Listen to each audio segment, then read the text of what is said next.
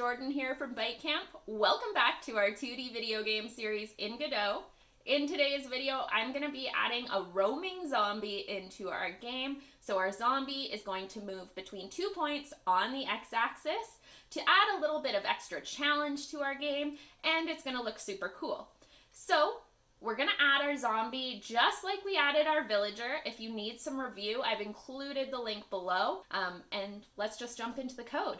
Okay, so here we are in Godot, and as you can see, I've placed my zombie here. I've got my animated sprites. I've added all of those animated images, and I've named that animation walk, and I've added my collision shape. So if I go into my zombie script, I've already added a variable called velocity to track my position on the X and Y axis.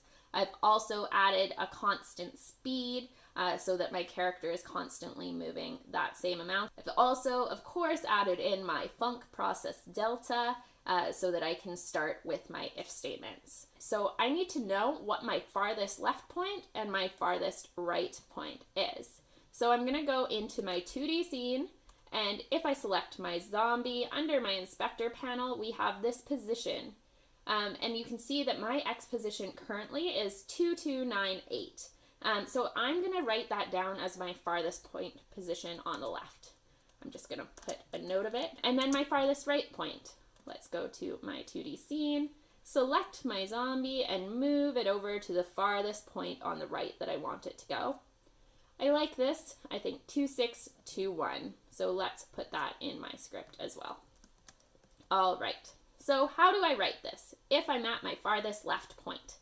Well, what I'm going to say is if position.x, so my position along the x-axis, is less than 2298, so if it's farther left than that, then I want it to move to the right, and we know to move to the right, I say velocity.x equals speed.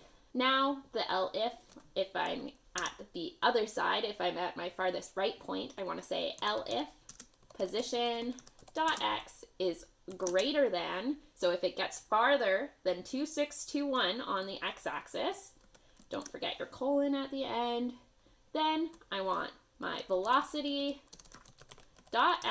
to equal negative speed because I want it to move the opposite direction.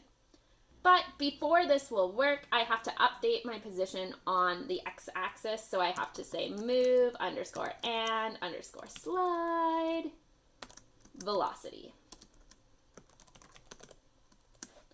All right, now let's play the scene and see what happens. You can see that my zombie is now moving back and forth.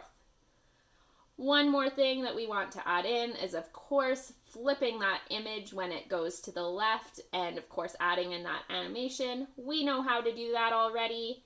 So in my script, to face to the right, we have to call out this animated sprite. So $animated sprite dot flip underscore h for flip horizontal.